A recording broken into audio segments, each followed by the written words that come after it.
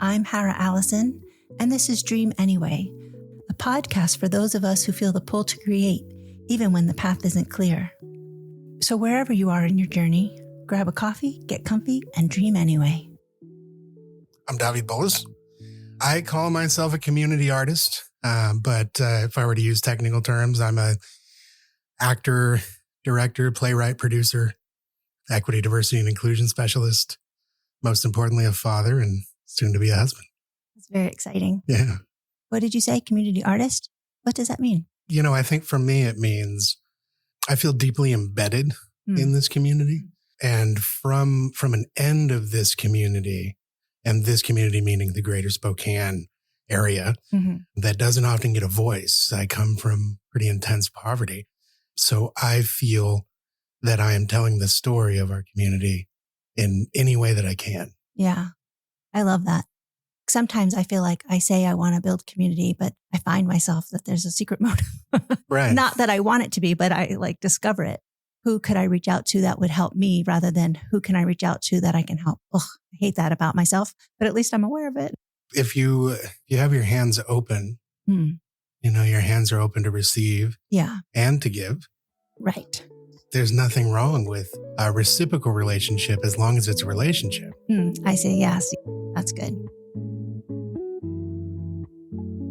I interviewed you 4 years ago. It was a while ago. I remember that episode so well. I don't re-listen to any of them, but I do listen to that one because, there's a song you sang for your brother that song just like breaks my heart every time I listen to it. You know, me too. Yeah.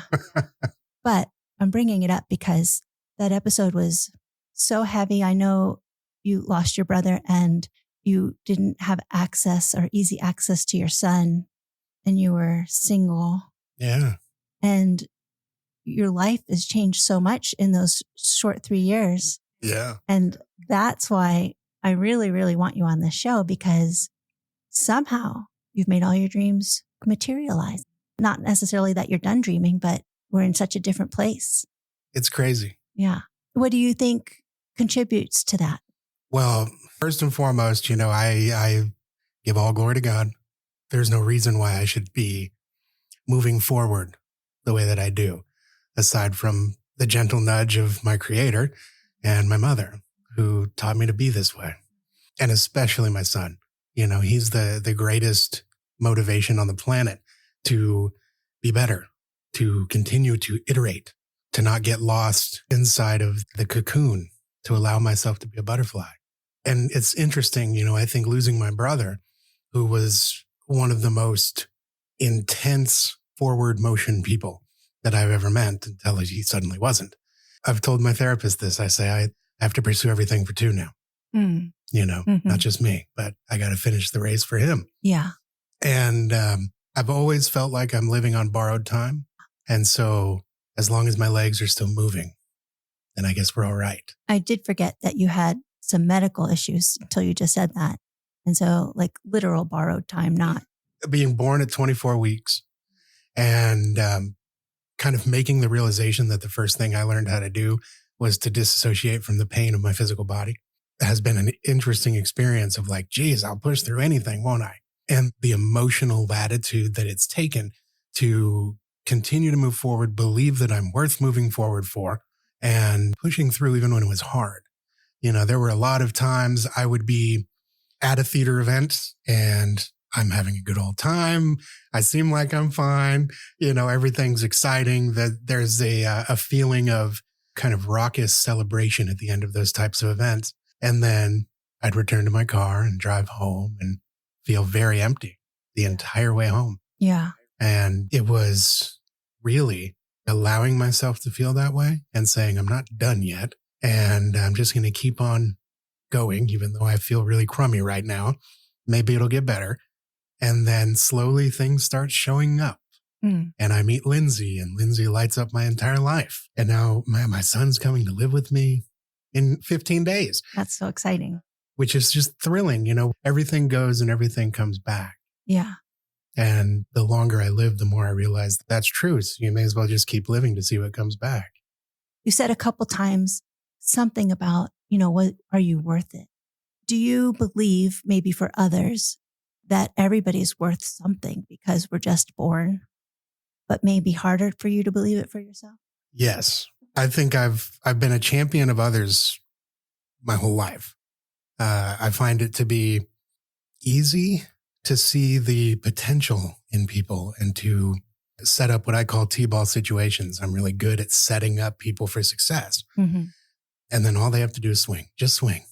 I've always held myself to the standard of my brothers, and my brothers were always so exceptional. Mm. And I remember having people say to me as a kid, I worked at the same fast food restaurant my brothers did, and they would refer to me as the least of the three. Oh, really? Yeah. And it was like just a badge that was around me all the time, especially in my formative years and the younger I was, Never from my mom. If anything, the circumstances of my birth made me the lovely favorite, though she'd never admit it. But we know it's true. Typical last-born to say that. But to believe that I was worth building something with was hard. Mm-hmm. And the more you have what you perceive in the moment to be unequivocal proof, oh, my family's left me. Right. All these things are gone. And at certain points in my life, as I was trying to enter into the community of theater here, it was difficult. Mm-hmm. And it was like, they want to wield me. People want to wield me. What does that mean? As a powerful actor, as an actor of color, as someone who can motivate people. They want to wield me, but they don't want to collaborate with me. They don't want to work with me. They just want to work me. Boy, do I get that feeling. I can't stand that. Yeah. And that's really kind of when I started to step into the equity, diversity, and inclusion world. And I've been doing that for almost 10 years at various levels of Washington State's government. And diving into that mixed with my theater training has been transformational. Being a part of supporting people and saying, hey, you're on a college campus. You had nobody to show you how to do this. You are a pathfinder. Let me help you. And realizing that I didn't really have a lot of that when I was doing it myself.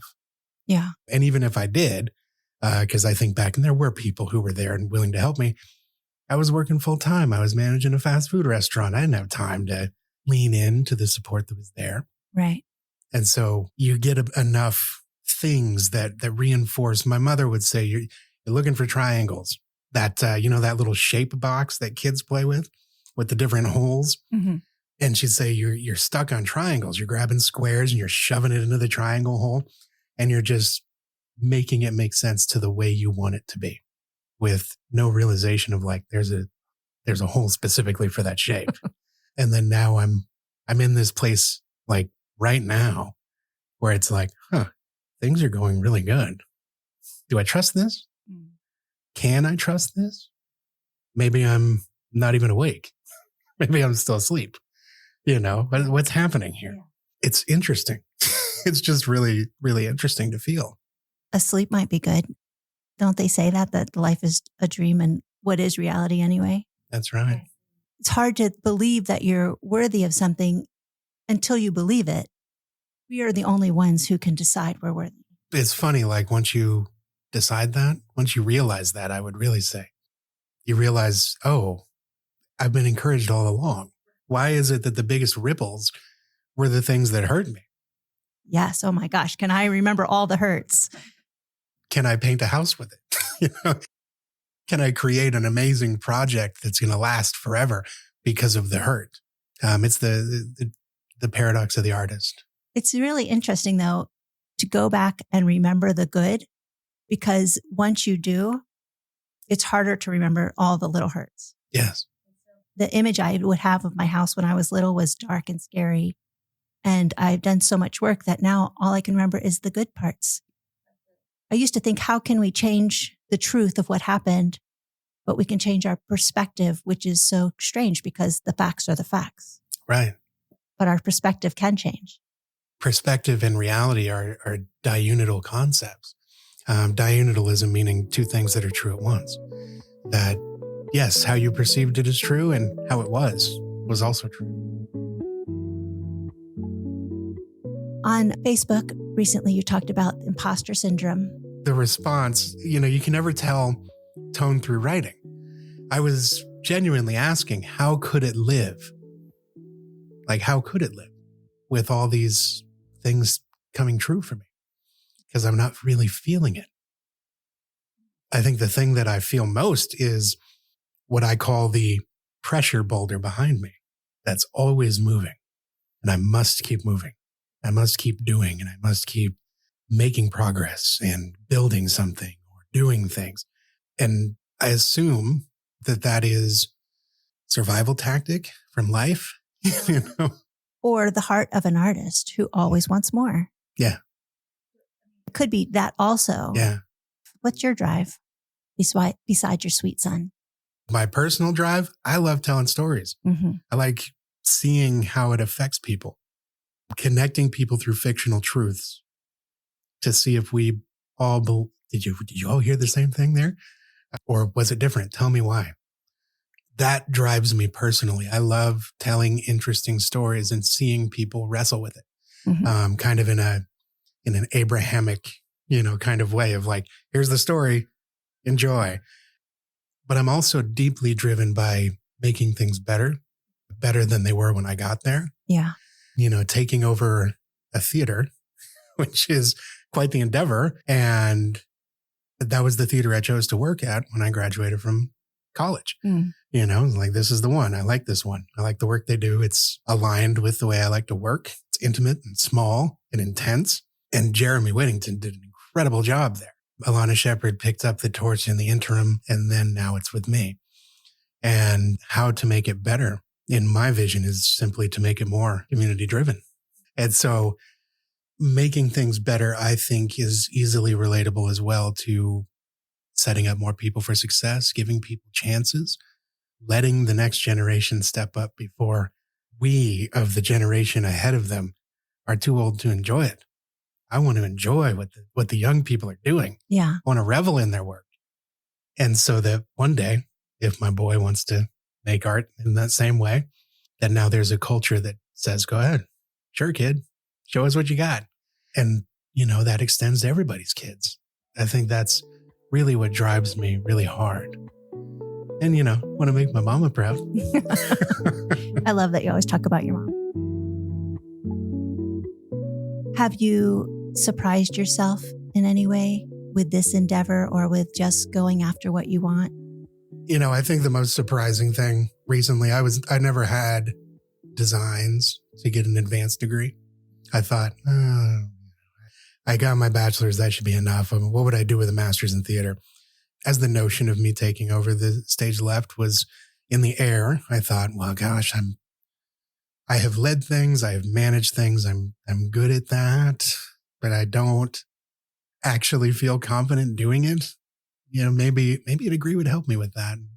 I looked into it and found the Western Governors University. My brother had done some schooling there, got his master's through their program and did it in 6 months. And he's like, hey, I only pay $5,000. That's it for a master's. That's incredible. I wonder if I could do that. And I looked into it, simple conversation with their people. And that was really easy peasy.